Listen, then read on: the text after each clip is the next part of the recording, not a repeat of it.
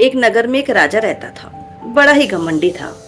उसके घमंड के चलते उसके आसपास के जो राज्य के राजाओं थे उससे भी उसके संबंध अच्छे नहीं थे। यहाँ तक कि उसकी प्रजा के लोग भी उसकी बुराई करते थे। यही बात करते थे बैठते थे जब कि वो बहुत घमंडी है। एक बार एक साधु महात्मा है उसके राज्य से जा रहे थे। तभी कुछ लोग हैं वो आपस में बात कर रहे होते हैं, राजा की बुराई कर रहे होते हैं। ये बातें साधु महात्मा के कानों में पड़ती है। वो बोलते हैं उनको कि आप ऐसा मत करिए, किसी की भी बुराई करना गलत है, और राजा की तो खासकर हमें अपने राजा की बुराई नहीं करनी चाहिए, वो हमारे कर्ता धर्ता होते हैं। जब ये बात वहाँ पे बैठे लोग सुनते हैं तो कहते हैं कि हम मानते हैं ये सब चीजें, लेकिन जो हमारा राजा है वो घमंडी है, वो हमारी परवाह नहीं करता है। वो साधु महात्मा है, उनसे प्रार्थना करते हैं कि आप हमारे राजा को कुछ अच्छी सीख दीजिए जिससे उनका व्यवहार बदल जाए, वो अच्छे हो जाएं। साधु महात्मा कहते हैं, सोचते हैं कि ठीक है, राजा को सीख दी जाएगी, एक अच्छी सी सबक सिखाया जाएगा उनको। तो साधु महात्मा क्या करते हैं, उसके राजमहल की तरफ चल देते हैं। राजमहल की तरफ जाते हैं तो द्वार पे दरबारी खड़े होते हैं। दरबारी उनको रोकने की कोशिश करते हैं, लेकिन साधु महात्मा कुछ भी उनको बिना बोले सीधा राजमहल के अंदर चले जाते हैं। पीछे पीछे दरबारी आते हैं। जब राजा देखता है तो उसको गुस्सा आता है। वो बोलता है, महात्मा जी को बोलता है कि आप ये क्या उद्दंडता कर रहे हैं, आप तो महात्मा हैं, आप कैसे बिना किसी से पूछे राजमहल में आ सकते हैं, आपको पूछना चाहिए, कृपया करके आप यहाँ से चले जाइए। तो वो साधु महात्मा वो कहता है कि ये एक सराय है, मुझे यहाँ पर आज रात के लिए रुकना है, मैं कल यहाँ से सुबह चला जाऊंगा। जब वो अपने राजमहल को सराय सुनता है तो कहते कि वो महात्मा कहते हैं कि सराय है, तो उसको बड़ा गुस्सा आता है। वो कहता है ये कोई सराय नहीं है, ये तो मेरा राजमहल है, ये तो मेरा राजमहल है।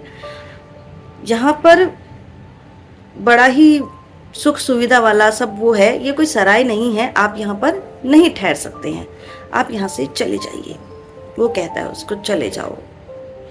अब वो महात्मा है वो बड़े ही विनम्र होकर फिर बोलते हैं कि ये पहले आपसे पहले ये राजमहल किसका था?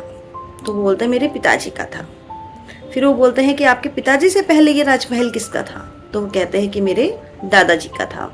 तब यही दादाजी का था। तब वो बोलते हैं, बड़े ही थोड़ा मुस्कुराते हैं और बोलते हैं कि जैसे एक सराय में कुछ लोग सराय में कुछ देर हम ठहरने के लिए रुकते हैं और फिर चले जाते हैं, ऐसे ही आपका राजमहल भी क्या है, एक सराय है। इसमें जैसे कि पहले आपका ये दादाजी का था, वो थोड़ी देर के लिए यहाँ पर रुके और फिर चले गए। उसके बाद आपके पिताजी को ये मिल गया और वो भी थोड़ी देर के लिए रुके और चले गए। अब ये आपके पास है तो ये आपके पास भी हमेशा के लिए नहीं रहेगा, आप थोड़े समय के लिए यहाँ पर रहेंगे और आपके बाद किसी और को ये मिल जाएगा। तो ये क्या हुआ, एक सराय हुआ, आपको यहाँ से जाना होगा, आपको यहाँ से जाना होगा। जब साधु है वो, जब राजा है वो साधु की बातें सुनता है तो वो बड़ा प्रभावित होता है, बड़ा ही प्रभावित होता है। वो उनके पैरों में, चरणों में पड़ जाता है, गिर जाता है, क्षमा मांगता है कि महाराज मुझे क्षमा कर दीजिए, और कहता है कि मैं आगे से कभी भी घमंड नहीं करूंगा, मैं अपने प्रजा का बहुत ध्यान रखूंगा, ऐसा कहता है। और वो साधु महात्मा है वो वहां से फिर चले जाते हैं। राजा बहुत सुधर जाता है, वो अपने आसपास के जो राजा है उनसे भी अपने अच्छे संबंध बना लेता है और प्रजा का भी बहुत ध्यान रखता है। तो फ्रेंड्स, आपको इससे क्या शिक्षा मिली?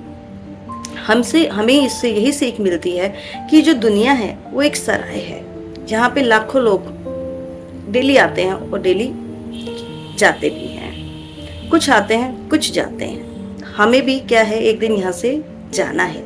तो क्या करना है, जाने से पहले अच्छी सोच रखनी है, अच्छे काम करने हैं, सभी के प्रति अपना अच्छा व्यवहार रखना है, अच्छा सीखना है, अच्छा सिखाना है। वीडियो अच्छी लगी है तो प्लीज़ इसे लाइक कीजिएगा, शेयर कीजिएगा, कमेंट कीजिएगा और चैनल को सब्सक्राइब कीजिएगा। हर हर महादेव।